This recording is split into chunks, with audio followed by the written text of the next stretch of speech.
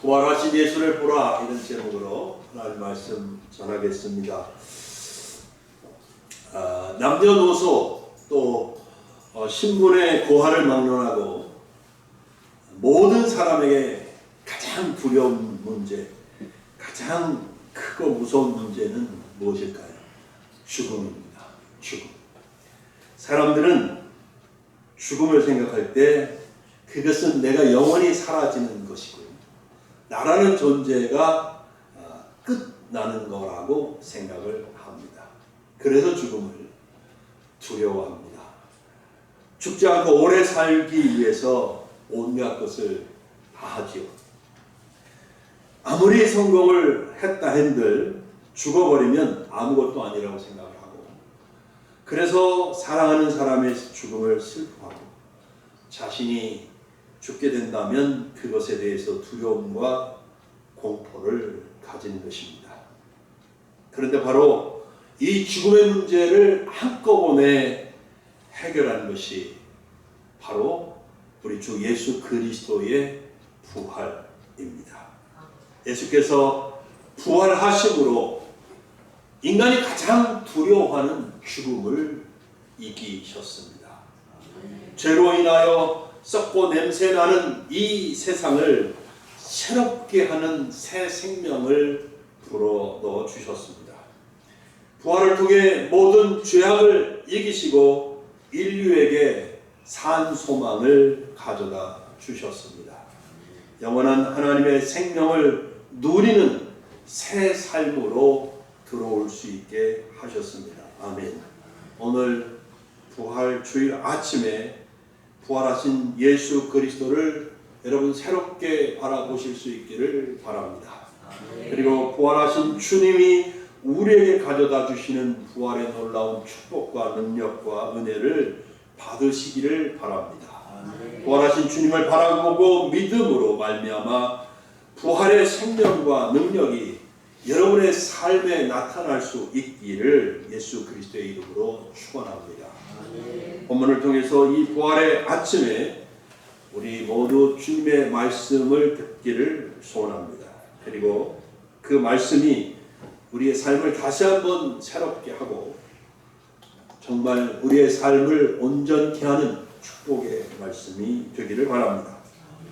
오늘 말씀을 보면 제가 이 말씀 드리고 싶어요. 첫째로 부활하신 예수를 여러분 생명의 주로 믿으시고 그 믿음을 따라 사실 수 있는 여러분이 되기를 바랍니다. 사람들은 예수의 부활을 믿지 못합니다. 그들은 부활을 믿을 수 있도록 과학적으로 증명해 보라고 주장하기도 하지요. 내가 내 눈으로 보고 확신하고 내가 내 마음속에 확답을 얻기 전까지는 믿을 수 없다는 말을 합니다. 예수님의 제자들 중에 그런 사람이 한 분 있었습니다. 바로 도마였습니다. 부활하신 후 예수님이 처음 제자들 가운데 나타나셨을 때에 도마는 때마침 그 자리에 없었지요. 나중에 제자들이 예수께서 부활하셨고 우리들 가운데 나타나셨다는 말을 도마에게 하니까 도마는 믿을 수 없다고 했습니다. 본문 25절을 보시기 바랍니다. 다른 제자들이 그에게 이르되 우리가 주를 보았노라 하니 도마가 이르되 내가 그의 손에 못자국을 보며 내 손가락을 그 못자국에 넣으며 내 손을 그 옆구리에 넣어보지 않고는 믿지 아니하겠노라 하니라 그랬습니다.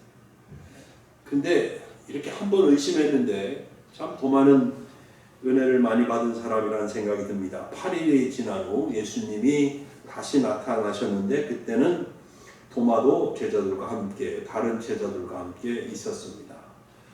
그 주님이 도마에게 말씀하십니다. 본문 27절입니다. 도마에게 이르시되 내 손가락을 이리 내밀어 내 손을 보고 내 손을 내밀어 내 옆구리에 넣어라. 그리하여 믿음 없는 자가 되지 말고 믿는 자가 되라. 이렇게 말씀을 주십니다. 사랑하는 여러분, 저는 저와 여러분 우리 모두 부활하신 예수 그리스도에 대하여 다시 한번 관심을 가졌으면 좋겠습니다. 무관심하고 살 때가 많지요. 부활하신 예수님을 좀 더 깊이 알고 싶어하고 만나고 싶어하면 좋겠어요. 그러면 은혜를 주실 줄로 믿습니다. 사모함이 없어서 못 누리는 경우도 많거든요. 믿고 싶은데 믿어지지 않으면 도마처럼 증거라도 구하십시오. 정말 내가 믿을 수 있는 증거를 나에게 보여주십시오. 도마처럼 그렇게 말을 했으면 좋겠어요. 그렇게 기도 중에 하나님께 구하면 좋겠어요. 그러면 하나님께서 여러분들에게, 우리 모두에게 예수 부활의 확실한 증거를 주실 것이라고 확신합니다. 여러분, 믿는 자가 되시기 바랍니다. 믿음 없는 자가 되지 말고 믿는 자가 되시기 바랍니다. 지식만을 가지고 있는 사람들이 아니라 정말 믿는 자가 되시기를 바랍니다. 오늘 우리 장로님께서도 기도하셨는데, 믿는 흉내를 내는 사람이 아니라 진실로 부활하신 주 예수님을 믿고 사는 그런 성도님들이 되시기를 예수님의 이름으로 축복합니다. 많은 사람들이 증거를 요구하는데 우리도 사실 증거가 필요합니다. 그런데 여러분들에게 이 시간 가장 먼저 성경의 증거를 말씀드리고 싶습니다. 아시겠지만 성경은 약 2000년에 걸쳐서 기록되었습니다. 저자는 약 40명에 이릅니다. 2000년 기간 동안 40명의 저자가 각자 처한 나라와 민족 속에서 각자 사는 자리에서 기록을 했습니다. 그럼에도 성경의 내용은 일관되게 하나님의 아들 예수 그리스도를 증거하고 있습니다. 할렐루야. 이런 사실이 뭘 말해줍니까? 성경은 하나님이 저자이신 하나님의 말씀이라는 것을 증명합니다. 그래서 이 세상의 그 어떤 책보다도 가장 믿을 수 있는 책이다. 그것을 증명하고 있다고 저는 믿습니다. 그런데 그 성경이 뭐라고 합니까? 예수 그리스도의 부활을 목격한 증인들이 많다는 거예요. 본문의 기록자인 사도 요한이 제가 첫 번째로 말씀드리고 싶은 예수 부활의 증인입니다. 그는 부활하신 예수님이 제자들 가운데 몇 번 나타나셨다고 오늘 본문에 기록하고 있어요. 2번입니다. 2번 나타났다고 증언하고 있습니다. 그리고 자기가 목격자임을 분명히 하고 있습니다. 또 사도 바울도 말하죠. 고린도전서 15장 6절에서 부활하신 예수님께서 제자들에게도 보이시고 자기에게도 보이셨는데, 중요한 것은 500여 명이 되는 사람들에게 한꺼번에, 그들이 한꺼번에 일시에 보았다고 그렇게 말합니다. 그리고 자기 자신도 부활하신 예수님을 만난 사람들 가운데 하나라고 확고하게 증언하고 있습니다. 예수 부활에 대한 또 하나의 성경적인 증거가 있습니다. 오순절 강림 후에 예수님 제자들의 메시지가 무엇입니까? 바로 이것이죠. 십자가에서 죽으신 예수님이 죽음을 이기고 다시 살아나셨다. 이것이 제자들의 메시지였습니다. 베드로는 설교하면서 사도행전 2장 23절 24절에 이렇게 외쳤습니다.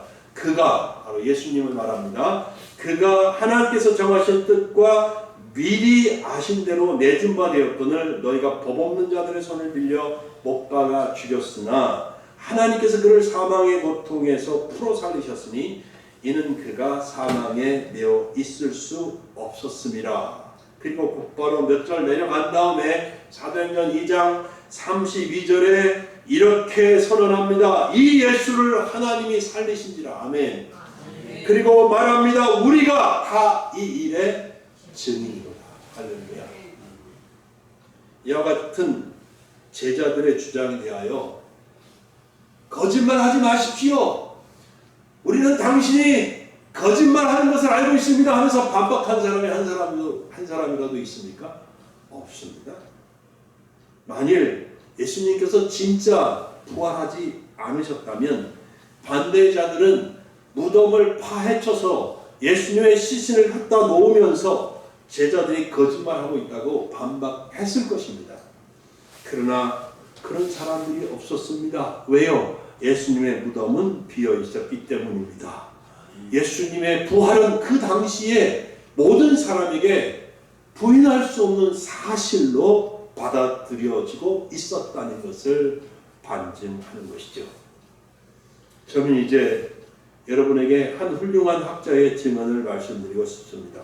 바로 토마스 아놀도라고 하는 분입니다. 그는 로마사의 저자이고 14년간 러그비 학교의 교장이었으며 그가 영국의 옥스퍼드 대학의 현대사학과 주임으로 임명됐을 때 예수 그리스도의 부활의 역사적 확실성에 대한 그의 신앙을 다음과 같이 간증했습니다. 그의 간증은 이렇습니다. 예수 그리스도의 생애와 죽음 그리고 부활에 대하여 만족할 만한 증거를 제시할 수 있습니다.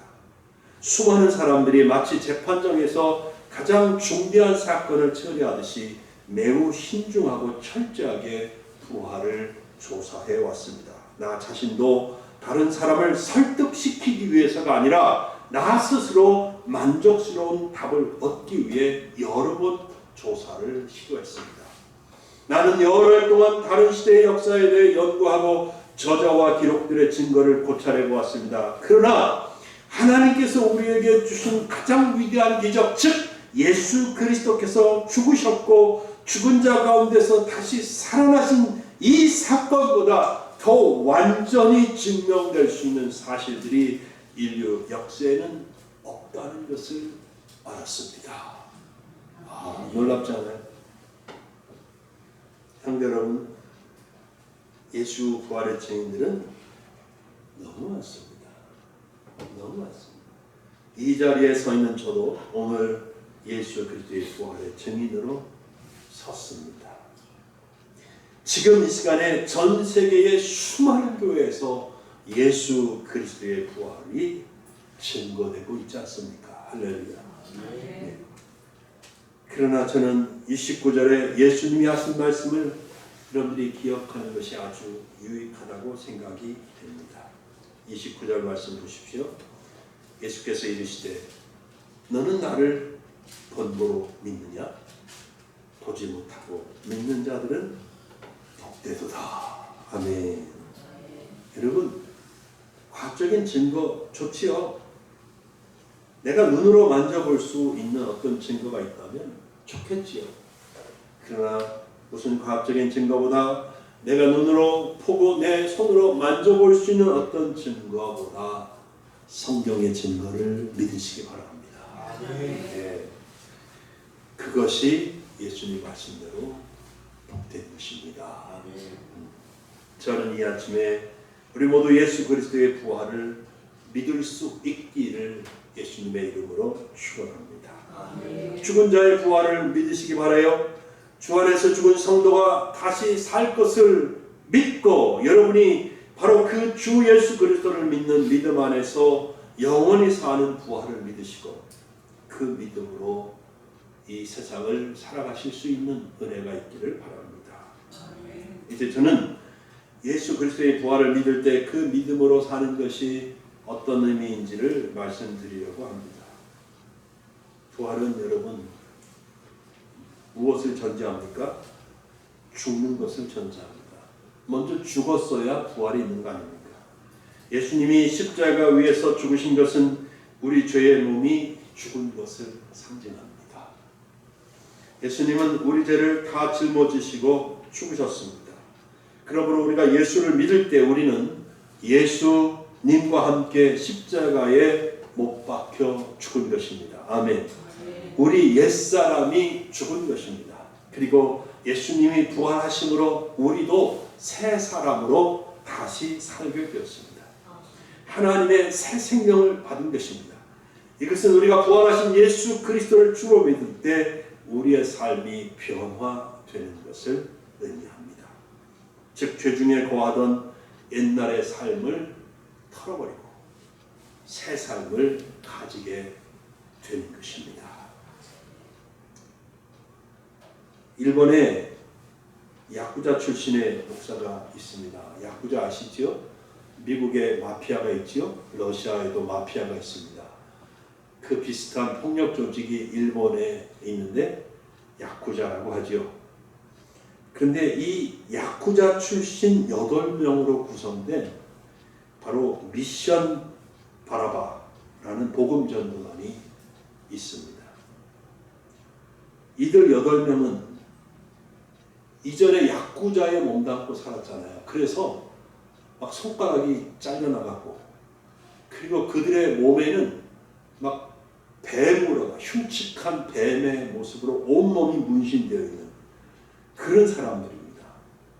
이런 사람들이 야쿠자 같은 그 무지막지하고 잔인한 폭력 조직에서 빠져나와서 복음을 전하는 사람들이 되었다는 거예요.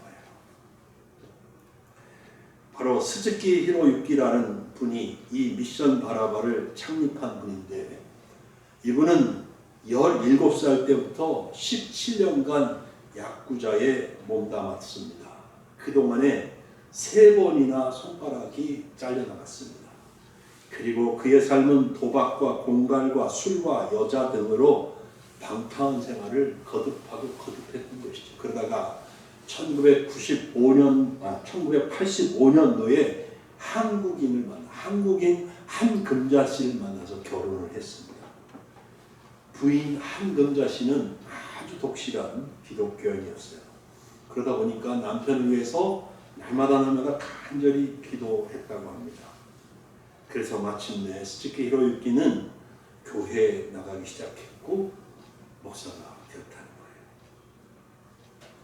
유명한 얘기인데요. 여러분 아마 들어보셨을 거예요. 스즈키 히로유키 목사는 1992년에 길이 3m가 되고 무게가 40kg이 되는 나무 십자가를 만들어서 이렇게 짊어지고, 일본 열도 이렇게 길잖아요. 위에서부터 저 북쪽에 거기는 맨날 1년 내내 눈이 오는 북해도 그런 그 북쪽이 있는가 하면 저 밑에 남쪽까지 길게 일본 열도가 돼 있잖아요.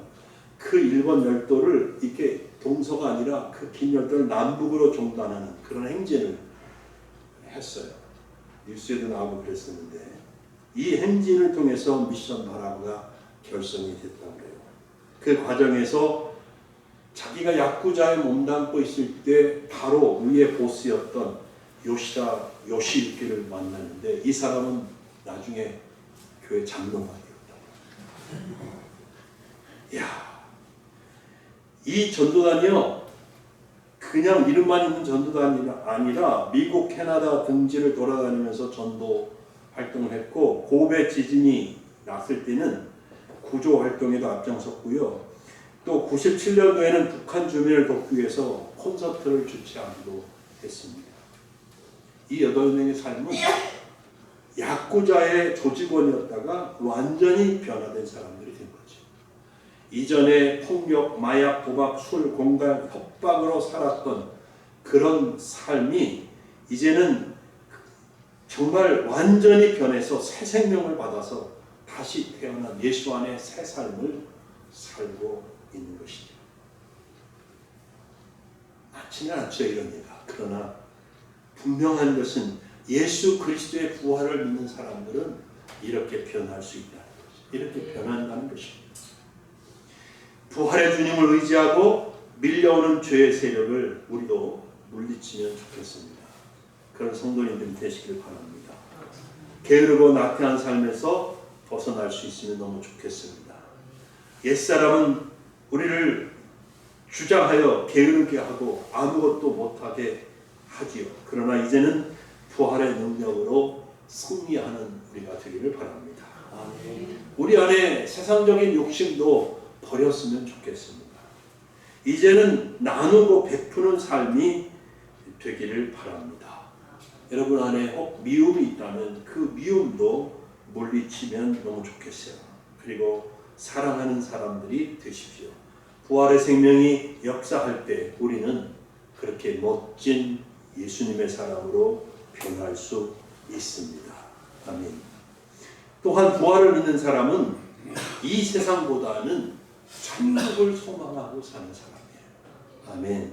이 땅에서 아무렇게나 살고 대충 살다가 가겠다 그런 뜻이 아니에요. 무슨 의미냐면 이 땅에 미련을 두지 않고 산다는 것입니다. 이 땅의 것에 대하여 욕심을 갖지 않고 부활하여 만왕의 왕이신 예수님을 만날 그날을 바라보고 살아간다는 것입니다.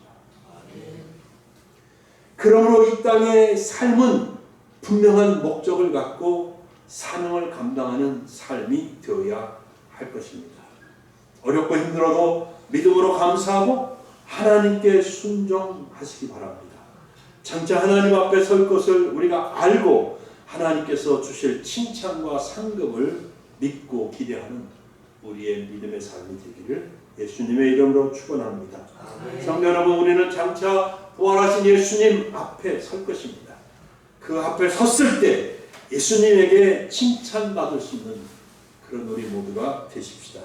부활과 천국을 믿는 기독교인으로서 이번 부활주의를 맞이해서 다시 한번 내 삶이 또 한 번 변화되는 하나님의 은혜가 있기를 바랍니다. 오늘 말씀을 통해서 두 번째로 드리고 싶은 말씀은 우리는 세상 속으로 여러분 보냄을 받았습니다. 보내줬습니다. 부활하신 후 제자들에게 나타나신 예수님은 제자들을 세상 속으로 보내고 계십니다. 21절입니다. 보시기 바라요. 같이 읽어볼까요? 시작. 읽으세요. 네. 같이 읽겠습니다. 예수께서 또 이르시되 너희에게 평강이 있을지어다. 아버지께서 나를 보내신 것 같이 나도 너희를 보내노라. 아멘. 아버지께서 나를 보내신 것 같이 나도 너희를 보내노라. 물론 예수님께서 1차적으로 제자들에게 하신 말씀입니다. 그러나 이 말씀은 부활신앙을 가진 우리 모두가 결코 잊어서는 안 되는 말씀이라고 생각해요. 그리스도인은 사명을 가지고 세상으로 보냄을 받은 사람들입니다. 우리는 단지 먹고 마시다가 인생을 마치는 그런 사람들이 아니라 세상에서 감당할 사명이 있는 사람들이라는 사실을 기억하시기 바랍니다. 그 사명이 무엇입니까? 23절에 있습니다. 같이 읽어볼까요? 시작. 너희가 누구의 죄든지 사하면 사하여질 것이요 누구의 죄든지 그대로 두면 그대로 있으리라 하십니다. 이 말씀은 제자들에게 죄를 사하는 권세가 주어졌다는 뜻이 아닙니다. 우리도 역시 죄를 사하는 권세는 없습니다. 예수님이 이 말씀을 하신 것은 우리가 복음을 전함으로써 사람들이 죄 사함을 받게 해야 할 사명을 우리가 받았다라고 하는 것을 뜻합니다. 이것은 우리를 죄와 멸망에서 구원하시기 위해 십자가에서 죽으시고 부활하신 예수 그리스도의 증인이 되어야 한다는 것을 의미합니다. 그런데 여러분, 또 한 가지 중요한 사실이 있습니다. 예수님은 우리의 연약함을 아셨다고 믿습니다. 우리는 두려워합니다. 어떤 때 담대하지 못하고 예수님을 증언하는 것이 조금은 부끄럽게 여겨지는 그런 때도 있지요. 전도하다가 더욱이 사람들이 욕하고 무시하면 속상하죠. 자존심이 상하기도 합니다. 그래서 우리는 연약합니다. 연약한 사람들입니다. 저는 주님이 그 모든 것을 아셨다고 생각해요. 그래서 예수님은 뭐라고 합니까? 너희를 보낸다, 세상에 보내노라 하신 그런 말씀을 하신 다음에 22절에 보니까 제자들을 향하여 뭐라고 해요? 숨을 내쉬며 성령을 받으라. 이렇게 말씀해요. 성령을 받으라. 우리는 성령이 주시는 담대함과 지혜와 또 확신과 능력을 입어야 합니다. 그것들을 성령을 통해서 그런 것들을 입지 않고서는 예수의 증인이 결코 될 수가 없거든요. 우리는 성령이 충만해야 한다고 믿습니다. 그래야 부활의 증인이 될 수 있습니다. 이제 말씀을 맺겠습니다. 우리는 오늘 부활하신 예수님을 믿음으로 바라보면서 그분이 지금 나에게 원하시는 것이 무엇인지 깨달았으면 좋겠습니다. 부활하신 주님을 나의 주님, 나의 하나님으로 영접하고 믿으실 수 있기를 바랍니다. 예수님을 믿는 믿음으로 이 세상을 살아가시기를 바랍니다. 모든 육신에 속한 것이 예수님과 함께 십자가에 죽었다라는 사실을 알고 이제는 옛사람에 묶여있지 말고 해방되어서 새 생명을 받은 자로서 살아가시기를 바랍니다. 또한 우리는 부활하신 예수의 증인으로 세상 속으로 보냄을 받았다라는 사실을 잊지 말아야 되겠습니다. 우리는 죄악 가운데 있는 사람들에게 예수의 부활과 그 부활을 통한 새 생명을 전해 주어야 하는 사명이 있는 사람들입니다. 할렐루야. 그 사명을 감당하는 우리 신림성모학교 성도님들이 되시기를 예수님의 이름으로 축원합니다. 기도하겠습니다.